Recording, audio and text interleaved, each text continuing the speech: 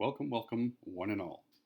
Moving on in our asynchronous day 3 learning, we're going to focus now on moving into task number 3. So I've just finished watching the support video by Sean McLeod, which is uploaded on VIU Learns, and I've done my Cornell notes. So I've just briefly read over them here about how to write an effective summary. So it says that a summary should follow good paragraph structure. It needs a topic sentence, supporting sentences, and a conclusion sentence. In that topic sentence, we want to have either the title, author, speaker. Supporting sentences, they will convey the main points, and they should follow the order that we discovered those points in. It also mentioned that you should be paraphrasing into your own words. You don't want to copy the words from the original article, and that we need to be objective in our writing. It's not about our opinion, it's just about capturing and then restating the clear details. So this is from our instructions sheet. Now let's take a look at what we have here. So in behind, you can see that I've got the article opened on VIU Learns. I've just kind of done the split screen here. So we've got the article on one side and then the sheet that I'm going to be writing on the second side. So I've already read the article. It's by an author named Claire Henning. As we can see, it was published in 2019. And the title, of course, tells us what we're looking at here. BC's clear-cut forests are dead zones, emitting more greenhouse gases than fossil fuels. Pretty shocking. It kind of surprised me when I read that the greenhouse gases emitted by the forests exceed the amount that are emitted by fossil fuels. I was kind of like, huh, how does that make sense? But then as I read the article, it kind of became clear to me. So first thing we want to do is we want to write down our title, F21, English 067, summary paragraph, reading 3. So then we jump right into our topic sentence. Now when we're writing paragraphs, I should mention that we want to always double space our writing, and we always also indent with the tab button. Notice how I just press the tab and it moves me in.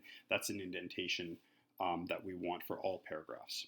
So now let's remember the topic sentence should be clear and it should include the main idea, the title, author, or speaker. So in the 2019 article, BC's clear cuts are dead zones.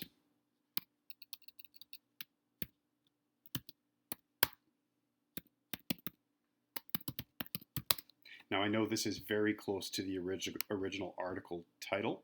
That's okay. I'm going to italicize it, which we often do with titles, just to make it clear that I'm aware that this is very close to the original. I've made it shorter essentially, and that's to kind of keep the summary brief, which is one of the points that Sean also made, is that summaries should be brief and concise.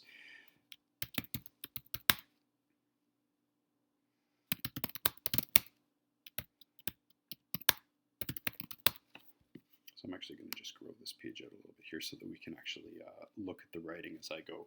So in the 2019 article, BC's clear cuts are CO2 dead zones. Henning shows that BC's forest industry is creating a CO2 emission problem through their clear cutting methods.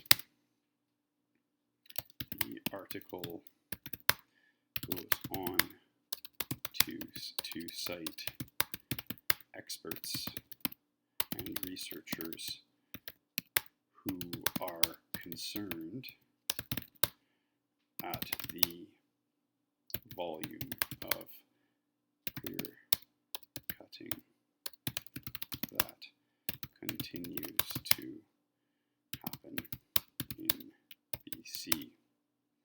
In fact, so notice the transitions. I'm using little transitions like this one to kind of act as a roadmap for the reader and guide them through the process of the summary. Now remember, you want to kind of follow the order, so we're kind of getting down there. We've introduced the main idea. and we've cited that they're experts and researchers. Now, I'm going to move into this next idea about the kind of the huge size of these clear cuts.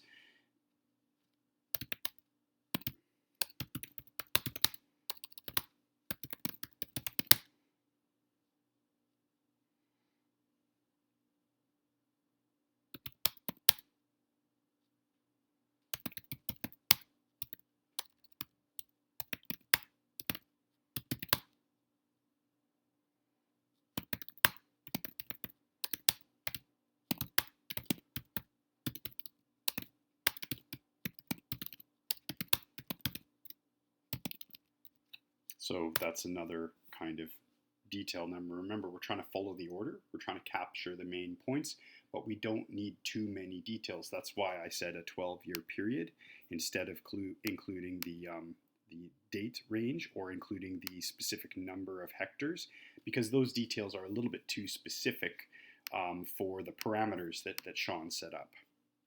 So we keep on going here. There's another expert. We might not need her name. We could call her a researcher in the area of forestry. That would be fine. The core issue here is that once old growth or mature forests are cut down, the decomposing material will emit CO2 for a number of years.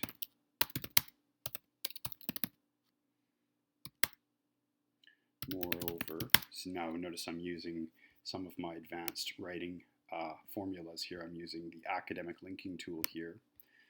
Moreover, it takes newly planted trees more than a dozen years to grow large enough to balance out this climate equation. So what you'll notice is that I'm not using any of the language from the article. I'm really changing it into my own words, which is crucial. So let's see how many sentences have we got here. We got 1, 2, 3, 4. We're getting close, and we are indeed getting close to the end of the article as well. As you can see, we're just about there. A lot of details here. Yes, and then so the kind of the last one that seems relevant is that if we go down, we can see that the core issue is that the data about the emissions from the forests is kind of being hidden by the government.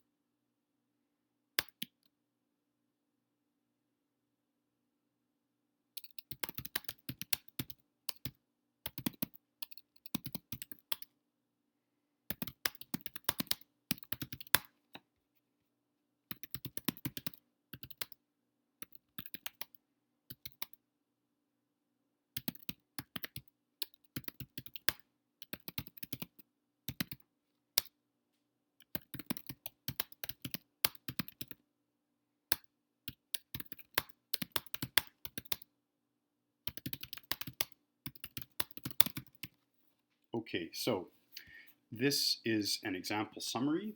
This is the type of thing that we're hoping uh, you can come up with. You're going to read this article as stated in the tasks, and then you're going to make your attempt. Now, what's missing so far? Well, we do need to add our indicator here, our student, our name, last name, first name, the semester, the course, the section. Then we put week 2, and we could say summary writing 1. It's the first attempt. There will be more attempts as we continue to learn. So one thing you might also have noticed there is that as I was writing, I kind of stopped talking, and that's also due to the fact that I was just trying to focus in, trying to be relatively quick. So I'm just making a few last adjustments here. I'm going to increase the size a little bit. Okay, so we are happy, and overall, if you look at this, it ended up being about 8 sentences, I believe, which is a little bit longer than I asked for in the prompt.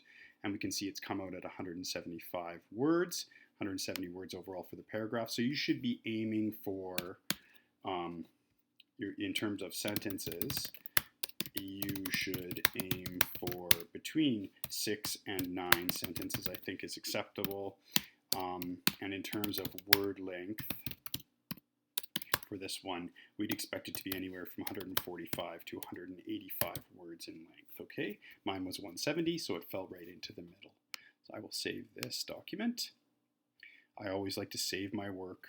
So this is a summary paragraph 1. Okay, excellent. So hopefully that shows you what the expectation is for today's activity for task number 3. Good luck, and bring your summaries with you, print them out and bring them with you, or write them in your notebooks in a physical form. Bring them with you to Wednesday's class. Thank you very much.